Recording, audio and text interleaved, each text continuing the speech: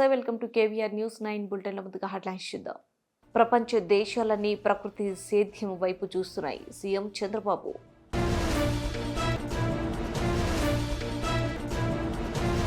కౌశిక్ రెడ్డి ప్రశ్నించడంలో తప్పేముంది, ముందుకు కక్ష సాధింపులు మానుకోండి హరీష్ రావు. కేంద్ర మంత్రి కిషన్ రెడ్డి నివాసంలో సంక్రాంతి వేడుకలు.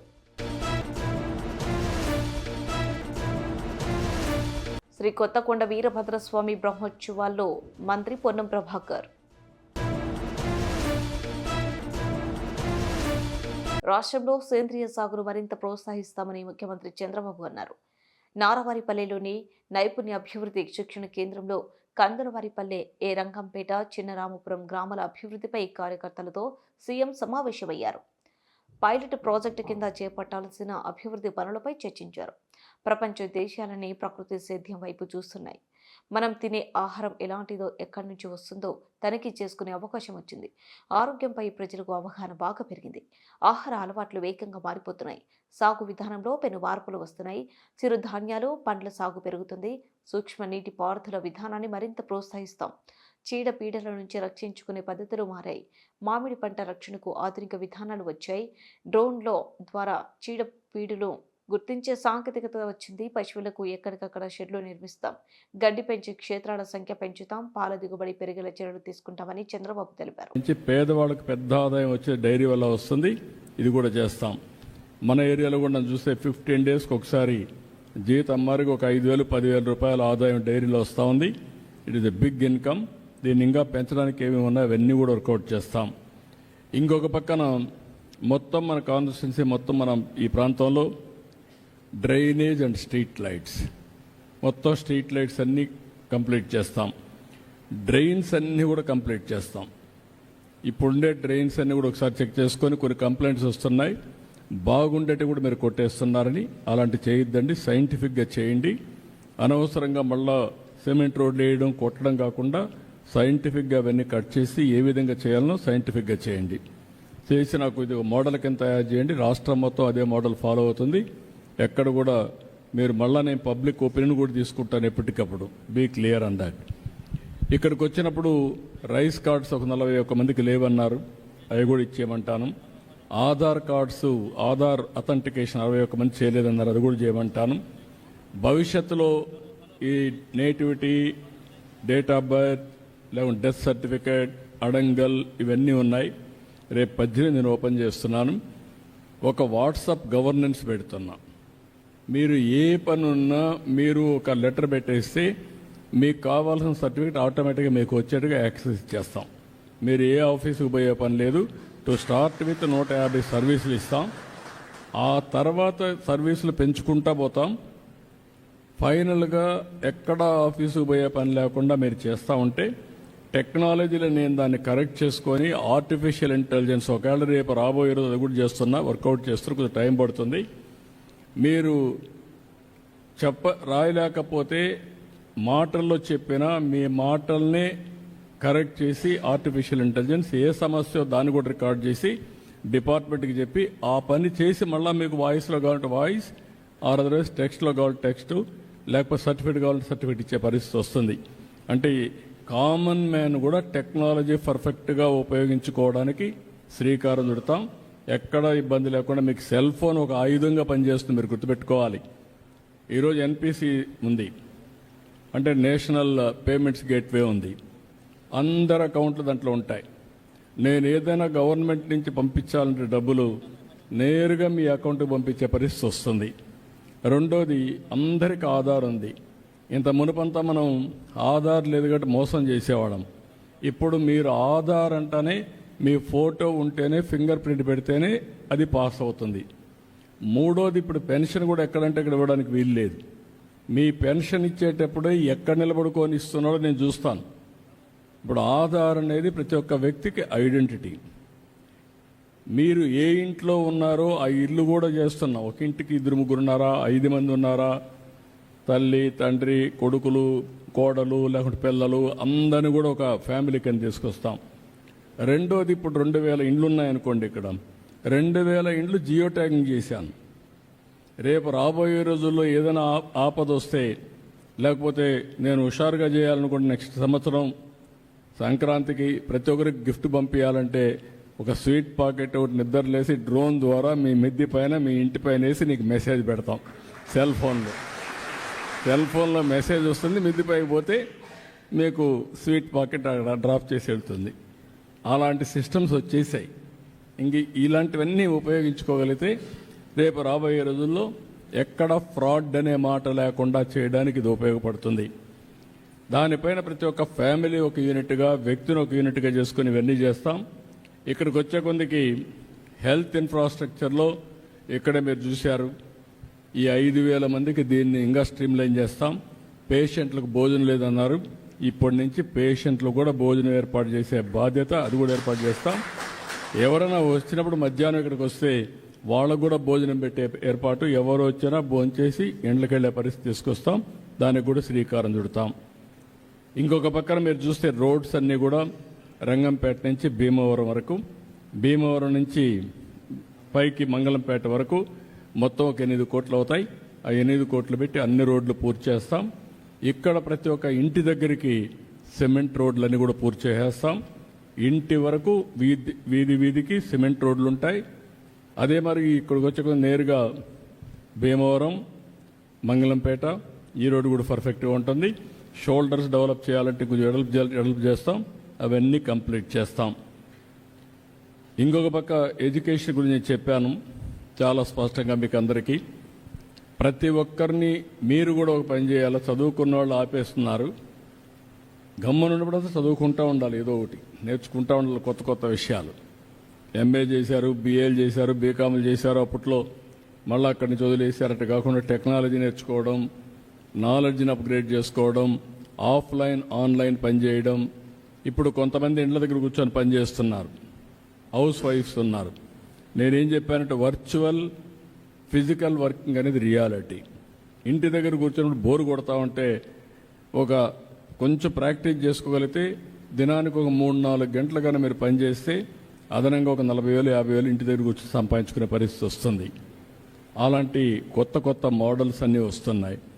అదే మరి ఇక్కడ వీలైతే ఇక్కడ రంగంపేట దగ్గర కానీ ఈ ఏరియాని 1 ఎకరా తీసుకొని ఒక ఐటీ ఒక టవర్ కట్టేస్తాం.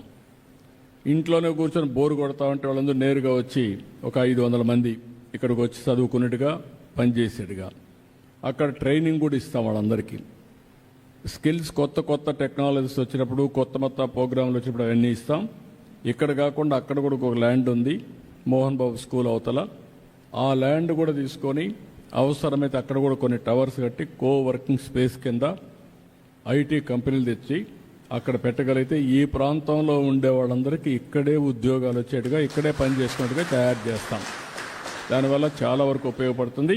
ఇది కాకుండా ఇక్కడ స్కిల్ డెవలప్మెంట్ సెంటర్ కూడా పెడతాం. ఇక్కడ ఉండే పిల్లలందరికీ, చదువుకున్న వాళ్ళందరికీ ట్రైనింగ్ ఇవ్వడానికి టెక్నాలజీ కానీ స్కిల్ డెవలప్మెంట్ కానీ అవన్నీ ఇచ్చి ఇక్కడ మిమ్మల్ని పాస్ చేసి నేరుగా శ్రీ సిటీకి పంపించి అక్కడ ఉద్యోగాలు కూడా ఇప్పిస్తాం. ఎవ్వరు కూడా అన్ఎంప్లాయిడ్గా ఉండకుండా పని కల్పించే బాధ్యత తీసుకుంటాం. ఆ ఉద్యోగాలు కూడా ఇస్తాం. రెండవది మీరు చూస్తే తిరుపతిలో బేస్ చేసుకొని ఇక్కడ మనకు ఎలాంటి అవకాశాలు ఉన్నాయో బేస్ చేసుకొని ఒక ఇంటికి ఒక ఆంట్రప్రెన్యూర్ని తయారు చేయాలని నా ఆలోచన. మనం ఉద్యోగాలు అడగడం కాదు, మనమే ఉద్యోగాలు ఇచ్చే పరిస్థితి రావాలని. ఇప్పుడు మొన్న వీళ్ళు వచ్చి వెంకటపతి వీళ్ళందరూ వచ్చి ఒక ఎఫ్పిఓ ఫార్మర్స్ ప్రొడ్యూసర్స్ ఆర్గనైజేషన్ పెట్టారు. మ్యాంగో ఫార్మర్స్ అంతా కలిసి ఒక 300 మంది 250 మంది. దాంట్లో ఒక ఆఫీస్ పెట్టుకోవచ్చు, ఒక 10 మందికి ఉద్యోగాలు ఇవ్వచ్చు. దాన్ని బైలాస్ రాసుకొని ఏ విధంగా చేయాలనో మెరుగైన ప్రైస్ ఇవ్వడం రైతులకి, దాన్ని వాల్యూ అడిషన్ కానీ ఏం చేయాలో చేయడం, అక్కడి నుంచి బ్యాక్వర్డ్ ఫార్వర్డ్ ఇంటిగ్రేషన్. చెట్టు ఉంది, అక్కడి నుంచి ఏ విధంగా పంట దిగుబడి పెంచాలి, బెస్ట్ ప్రాక్టీస్ ఎడదేవాలి, పోస్ట్ హార్వెస్టింగ్ ఏ విధంగా దాన్ని హార్వెస్ట్ చేయాలి, హార్వెస్ట్ చేస్తారు దాన్ని ఏ విధంగా ప్యాకేజ్ పెట్టాలి, కోల్డ్ చైన్ పెట్టాలి. అంటే మనం ఇవన్నీ కూడా పర్ఫెక్ట్గా చేస్తే దానికి రేటు కూడా అదే మరిగా వస్తుంది. అలాంటివన్నీ చేయడానికి కొంతమంది ఆంటర్ప్రెన్యూర్స్ని తయారు చేస్తాం. వాళ్ళకు కావాల్సిన నాలెడ్జ్. మా ఎమ్మెల్యే పాడి కౌశిక్ రెడ్డికి బెయిల్ రావడం పట్ల మాజీ మంత్రి బీఆర్ఎస్ నేత హరీష్ రావు హర్షం వ్యక్తం చేశారు.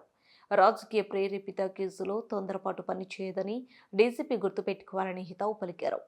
బెయిలబుల్ సెక్షన్లో అర్ధరాత్రి అరెస్టులు చేయడం దారుణమని విమర్శించారు. హైదరాబాద్ కోకాపేటలోని తన నివాసం వద్ద హరీష్ రావు మీడియాతో మాట్లాడుతూ ఇలాంటి కేసులో నాయకులు చెబితే వినడం కాదని చట్టాలకు లోబడి పనిచేయాలన్నారు. బెయిలబుల్ కేసులు అని తెలిసి పాడి కౌశిక్ రెడ్డిని రాత్రంతా ఇబ్బంది పెట్టారని హరీష్ రావు అన్నారు. బెయిలబుల్ సెక్షన్లకు స్టేషన్ బెయిల్ ఇవ్వాలని సుప్రీంకోర్టు అనేక సార్లు చెప్పిందని గుర్తు చేశారు. కానీ కావాలని పండుగ పూట డెకాయిట్లను టెర్రరిస్టులను అరెస్ట్ చేస్తున్నట్టు పెద్ద సంఖ్యలో పోలీసులు వెళ్లి అరెస్ట్ చేయడం దుర్మార్గమని మండిపడ్డారు. రాజకీయ ప్రేరేపిత కేసులో ఎలా వ్యవహరించాలో అనే దానిపై పోలీసులకు డైరెక్షన్ ఇవ్వాలని డీజీపీని కోరుతున్నానని అన్నారు. ఎప్పుడు పడితే అప్పుడు ఎక్కడ పడితే అక్కడ పండుగ అని కూడా చూడకుండా అరెస్టులు చేయడం మానుకోవాలని సూచించారు. రాజకీయ ప్రేరేపితమైనటువంటి కేసుల్లో మీరు తొందరపడి కేసులు నమోదు చేయడం, బెయిలబుల్ సెక్షన్స్లో కూడా అర్ధరాత్రి పూట అరెస్ట్ చేయడము, రాత్రంతా పోలీస్ స్టేషన్లో కూర్చోబెట్టడము, ఉదయాన్నే కోర్టుకు వెళ్తే బెయిల్ వచ్చింది. ఇది చాలా సర్వసాధారణం అయిపోయింది. అంటే ఇలా ఆలోచించాల్సిన అవసరం ఉంది. పోలీసులు కూడా ఈ రాజకీయ ప్రేరేపితమైన కేసుల్లో నాయకులు చెప్తే వినడం కాదు, చట్టానికి లోబడి పనిచేయాలి. మనకు కాన్స్టిట్యూషన్ ఉంది, మనకు కొన్ని చట్టాలు ఉన్నాయి, శాసనసభలో చేసుకున్న చట్టాలు ఉన్నాయి, దానికి లోబడి పనిచేయాలి. సుప్రీంకోర్టు కానీ హైకోర్టు కానీ చాలా స్పష్టంగా బెయిలబుల్ సెక్షన్స్లో మీరు స్టేషన్ బెయిలే ఇవ్వండి అని కూడా చెప్పారు. మీరు బెయిలబుల్ సెక్షన్స్లో కావాలని అంత పండగ పూట ఆ రాత్రి పూట ఏదో పెద్ద డెకాయిట్నో ఒక టెర్రరిస్ట్ను అరెస్ట్ చేసినట్టు 30-35 మంది పోలీసులు కౌశిక్ రెడ్డి మీద పడి అరెస్ట్ చేయడము, ఆయనను తీసుకువెళ్ళి కరీంనగర్ పోలీస్ స్టేషన్లో రాత్రంతా దోమలు కుడతా ఉంటే మీరు పోలీస్ స్టేషన్లో కూర్చోబెట్టారు. ఏం అవసరం ఉంటే రాత్రంతా కూర్చోబెట్టాల్సింది? పండుగ తెల్లారి మీరు అంత కావాలంటే అరెస్ట్ చేయడానికి ఏమైనా ఇబ్బంది ఉన్నదా? ఏమైనా అడ్డంకులు ఉన్నాయా? ఆయన ఏమైనా పారిపోతాడా? ఆయన ఒక గౌరవ ప్రజాప్రతినిధి కదా. అంటే ఇప్పటికైనా పోలీసులకు, నేను డీజీపీని కోరుతా ఉన్నా, మీరు పోలీసులకు ఒక డైరెక్షన్ ఇవ్వండి. ఈ పొలిటికల్ మోటివ్ కేసుల్లో ఇలా ఎప్పుడు పడితే అప్పుడు అరెస్ట్ చేయడము, అర్ధరాత్రి పూట అరెస్ట్ చేయడము, పండగ పూట అరెస్ట్ చేయడము మానుకోవాలి. అండ్ బెయిలబుల్ అఫెన్సెస్ ఉన్నప్పుడు స్టేషన్ బెయిల్ ఇవ్వడం అనేటువంటిది సరి అయినటువంటిది. మీరు ఏం ప్రయత్నం చేస్తుండ్రు? మన రేవంత్ రెడ్డి గారి ప్రభుత్వం కౌశిక్ మీద అక్రమ కేసులు బనాయిస్తూ 28 కేసులు ఉన్నాయి, ఇతని రిమాండ్కి పంపాల్సిందే అని మాట్లాడుతున్నారు. ఎవరు పెట్టింది 28 కేసులు? రేవంత్ రెడ్డి ప్రభుత్వం రాకముందు కౌశిక్ రెడ్డి గారి మీద ఒక్క కేసు కూడా లేదు. ఈ కేసులన్నీ ఎప్పుడు పెట్టినారు? ప్రశ్నిస్తూ ఉన్నాడు కౌశిక్ రెడ్డి. ప్రజల పక్షాన, బీఆర్ఎస్ పార్టీ పక్షాన రేవంత్ రెడ్డి ప్రభుత్వాన్ని ప్రశ్నిస్తున్నాడు కనుక ఆయన మీద ఈరోజు మీరు అక్రమ కేసులు పెట్టారు. ఈ 28 కేసులు కూడా మీరు పెట్టినటువంటివే. నిన్న కూడా కరీంనగర్ కలెక్టర్ గారి ఆహ్వానం మేరకు ఆయన మీటింగ్కి వెళ్ళాడు. ఆయనేమి పిలువని పేరంటానికి పోలేదు, ఆయన మీటింగ్కి ఆహ్వానితుడు. ఆ మీటింగ్లో ఒక సభ్యుడిగా నువ్వు ఏ పార్టీ తరఫున మాట్లాడుతున్నావు అని అడిగాడు. ఇందులో తప్పేముందండి?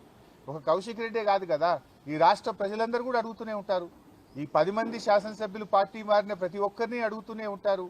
ఇప్పుడు ఆ మీటింగ్లో సంజయ్ గారు నేను బీఆర్ఎస్ పార్టీ బట్టలు ఇప్పుతా అని మాట్లాడితే డెఫినెట్గా అడుగుతారు కదా, నువ్వు గెలిచిందే బీఆర్ఎస్ పార్టీ మీద, నువ్వు బీఆర్ఎస్ పార్టీ గుర్తు మీద, కారు గుర్తు మీద కేసీఆర్ గారు బొమ్మ పెట్టుకొని గెలిచి బీఆర్ఎస్ పార్టీ బట్టలు ఇప్పుతా అన్నప్పుడు నువ్వు ఏ పార్టీ తరఫున మాట్లాడుతున్నావు అని కౌశిక్ రెడ్డి అడగడంలో తప్పేముంది?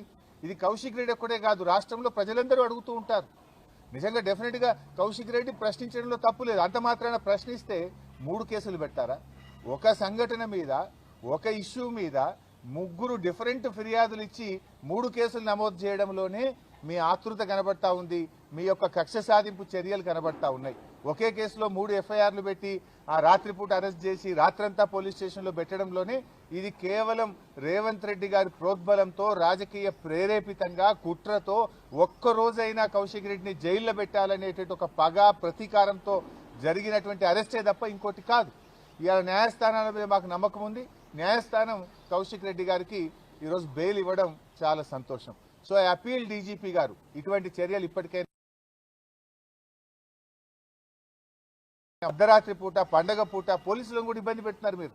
పాపం పోలీసులు కూడా పండగ పూట కూడా వాళ్ళకి టెన్షన్లు పెట్టి పోలీసులను కూడా నిద్ర లేకుండా చేసి పోలీస్ వ్యవస్థను, మీ కింది స్థాయి పోలీస్ అధికారులను, ఉద్యోగులను కూడా మీరు ఇబ్బంది పెడతా ఉన్నారు.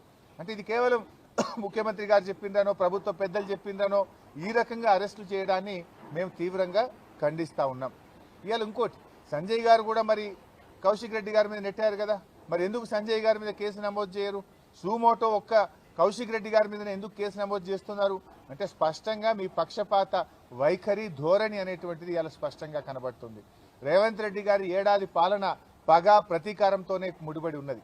ఇలా పోలీసులు చేయాల్సిన పని, రేవంత్ రెడ్డి గారు చేయాల్సిన పని, లా అండ్ ఆర్డర్ను ఈ రాష్ట్రంలో మీరు పని చేయించండి.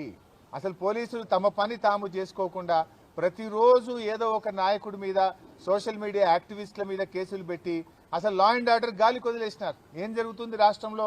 23% క్రైమ్ రేట్ పెరిగింది.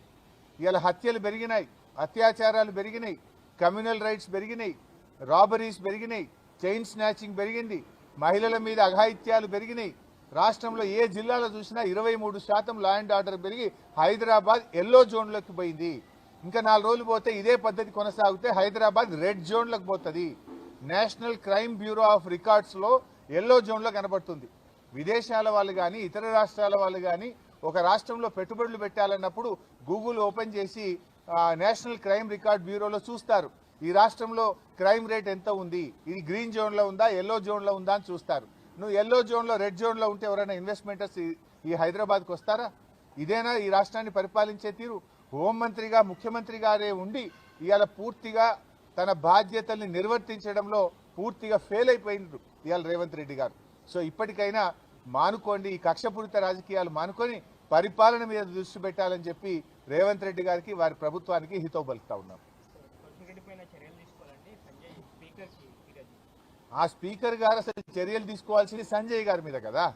ఇలా సంజయ్ గారు ఓపెన్ గా నిన్న మీటింగ్ లో ఏం చెప్పారు కరీంనగర్ లో, నేను కాంగ్రెస్ పార్టీ తరఫున పనిచే. ఢిల్లీలోని కేంద్ర మంత్రి కిషన్ రెడ్డి అధికార నివాసంలో సంక్రాంతి సంబరాలు కనుల పండుగగా జరిగాయి. వేడుకలకు ముఖ్య అతిథిగా ప్రధానమంత్రి నరేంద్ర మోడీ హాజరయ్యారు. కార్యక్రమంలో సినీ నటుడు చిరంజీవి పాల్గొనడం విశేషమైతే కార్యక్రమం ఆద్యంతం ఆయనకు మోదీ ప్రాధాన్యత ఇవ్వడం మరీ విశేషం. భోగి సందర్భంగా సోమవారం సాయంత్రం తమ నివాసానికి వచ్చిన మోదీకి చిరంజీవితో కలిసి కిషన్ రెడ్డి దంపతులు స్వాగతం పలికారు. లోపలికి అడుగుపెట్టిన మోదీ తొలుత చిరంజీవితో కరచాలనం చేశారు. వేడుకల్లో భాగంగా భోగి మంటలు, గంగిరెద్దులో విన్యాసాలు, వేదికపైన జ్యోతి ప్రకాశనం, సాంస్కృతిక కార్యక్రమాలు వీక్షణ, ఇలా ప్రతి దశలోనూ చిరంజీవిని మోదీ తన వెంట తిప్పుకున్నారు. సంబరాల్లో భాగంగా మోడీ మంత్రోచ్చరణాల మధ్య భోగి మంటలు వెలిగించారు. గంగిరెద్దులకు అరటి పండు తినిపించి నూతన వర్షాలు కప్పించారు. అనంతరం వేదికపై చేరుకున్న మోదీ జ్యోతి వెలిగించి లాంఛనంగా సంక్రాంతి సంబరాలను ప్రారంభించారు. ప్రధానితో పాటు Lok Sabha speaker Om Birla, Chiranjeevi, Kishan Reddy, doctor Nageswara Reddy, badminton క్రీడాకారిణి పివి సింధు వేదికపైకి చేరుకుని జ్యోతి ప్రకాశన కార్యక్రమంలో పాల్గొన్నారు.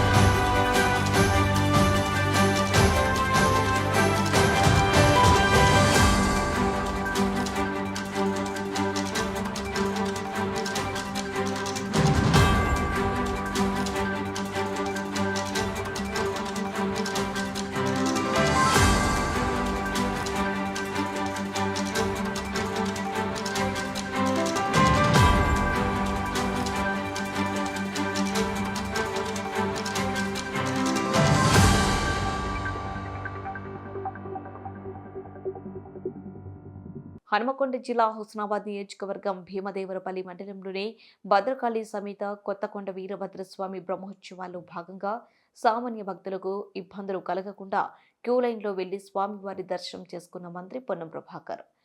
ఈ సందర్భంగా మంత్రి మాట్లాడుతూ సూర్యుడు ఉత్తరాయణంలో ప్రవేశిస్తున్న మకర సంక్రాంతి సందర్భంగా భద్రకాళి సమేత శ్రీ కొత్తకొండ వీరభద్ర స్వామివారి ఆశీర్వాదం కోసం వస్తున్న భక్తులందరికీ స్థానిక శాసనసభ్యుడిగా హృదయపూర్వక స్వాగతం పలికారు. అనంతరం వారు మాట్లాడుతూ అందరూ బాగుండాలని భగవంతుణ్ణి ప్రార్థిస్తున్నట్లు తెలియజేశారు. ఈ కార్యక్రమంలో ఆర్ఏఈఓ కిషన్ రావు, చైర్మన్, ఆలయ అర్చకులు, భక్తులు పాల్గొన్నారు.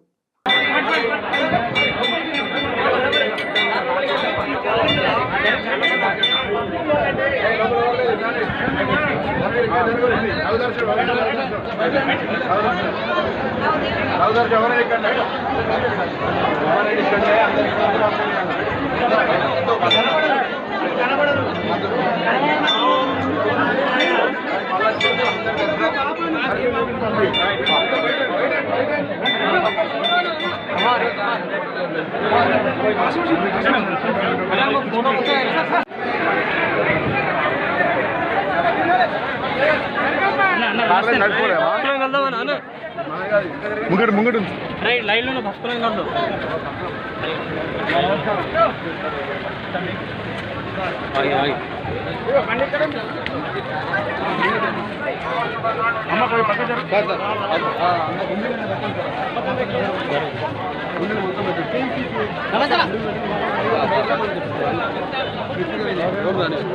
నమస్కారం నమస్కారం.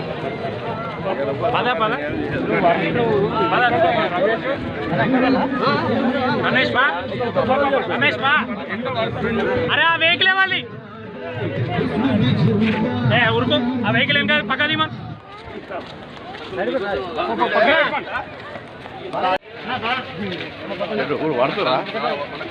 మన కళ్యాణం అందులోనే సూపర్ అయింది, చాలా బాగా అయింది అసలు. ఇక్కడ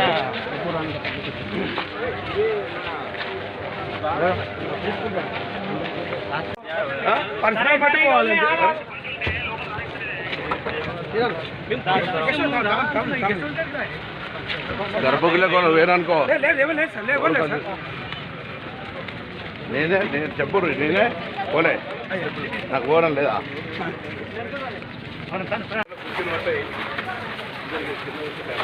బులెటిన్ ముగించే ముందు హెడ్లైన్స్ మరోసారి. ప్రపంచ దేశాలన్నీ ప్రకృతి సేద్యం వైపు చూస్తున్నాయి, సీఎం చంద్రబాబు.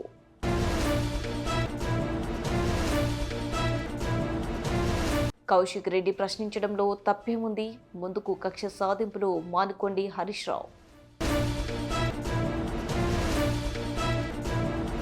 కేంద్ర మంత్రి కిషన్ రెడ్డి నివాసంలో సంక్రాంతి వేడుకలు. శ్రీ కొత్తకొండ వీరభద్రస్వామి బ్రహ్మోత్సవాల్లో మంత్రి పొన్నం ప్రభాకర్.